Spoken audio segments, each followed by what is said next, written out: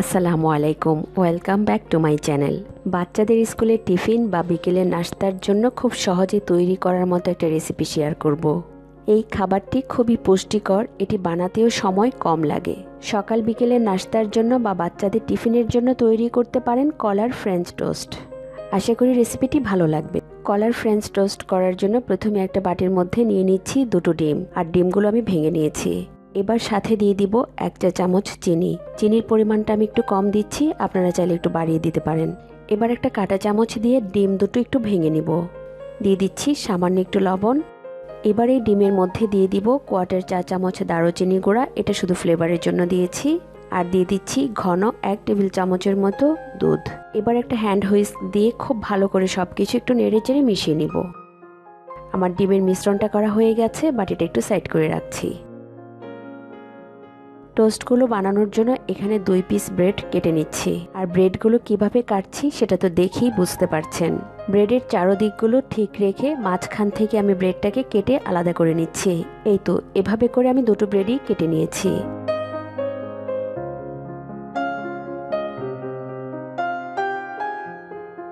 টোস্টগুলো বানানোর জন্য লাগবে পাকা কলা। আমি এখানে 2টো কলা এভাবে একটু চাকচাক করে কেটে নেব।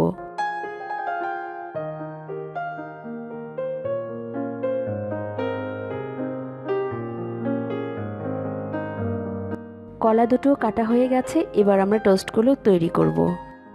টোস্টগুলো ভাজার জন্য চুলায় একটা প্যান হালকা গরম করে নিয়েছি। আর এই সময় চুলার আঁচ কিন্তু একদম কমানো থাকবে। এবার এই প্যানের মধ্যে ব্রেডের এই কাটা অংশটা বিছিয়ে নিব। এবার দিয়ে দিব কিছুটা বাটার। বাটারটা একটু মেল্ট হওয়া পর্যন্ত একটু অপেক্ষা করছি। বাটারটুকু যখন গলে গিয়েছে, এবার আগে থেকে কেটে রাখা কলার কিউবগুলো এই ব্রেডের ভিতরে বিছিয়ে নিব।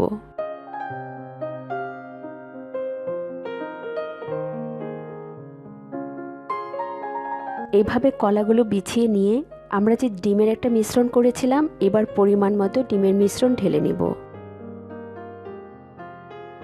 পাউরুটির যে কাটা অংশটা রেখে দিয়েছিলাম সেটা উপরে এভাবে বিছিয়ে নিতে হবে।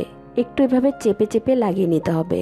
কলার নিচের অংশটা যখন একটু ব্রাউন স্পট পড়বে, সেই পর্যায়ে এসে পাউরুটিটা উল্টিয়ে দিতে হবে।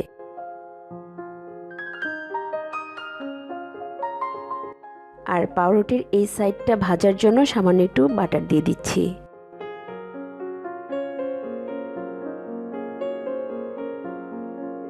1 থেকে 2 মিনিট ভেজে নিলেই কিন্তু হয়ে যাবে। টোস্টটা ভাজা হয়ে গিয়েছে, এবার নামিয়ে একটা প্লেটের উপর নিয়ে নিচ্ছি। এইভাবে করে আমি বাকি টোস্টগুলো ভেজে নিব।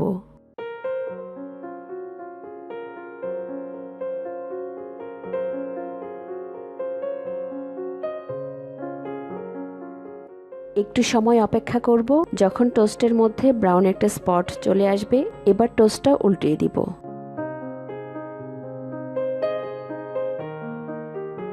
আমার টোস্টটা হয়ে গেছে, নামিয়ে নিচ্ছি। খুব সহজ করেই তৈরি হয়ে গেল বানানা ফ্রেঞ্চ টোস্ট। আশা করি আজকের এই সহজ রেসিপিটি আপনাদের ভালো লেগেছে। ভালো লাগলে ভিডিওটিতে একটি লাইক দিবেন এবং কমেন্ট করে আপনাদের মতামত আমাকে জানাতে পারেন। আর আমার চ্যানেলটি সাবস্ক্রাইব করে রাখবেন। সাবস্ক্রাইব করার সময় পাশে থাকা বেল আইকনটি প্রেস করে দিবেন, যার ফলে পরবর্তী ভিডিও আপলোড করার সাথে সাথে নোটিফিকেশন পৌঁছে যাবে আপনার কাছে। অলরেডি যারা আমার চ্যানেলটি সাবস্ক্রাইব করেছেন তাদেরকে অসংখ্য ধন্যবাদ। আবারও কথা হবে নতুন কোনো রেসিপি নিয়ে। সেই পর্যন্ত সবাই খুব ভালো থাকবেন এবং নিরাপদে থাকবেন। আল্লাহ হাফিজ।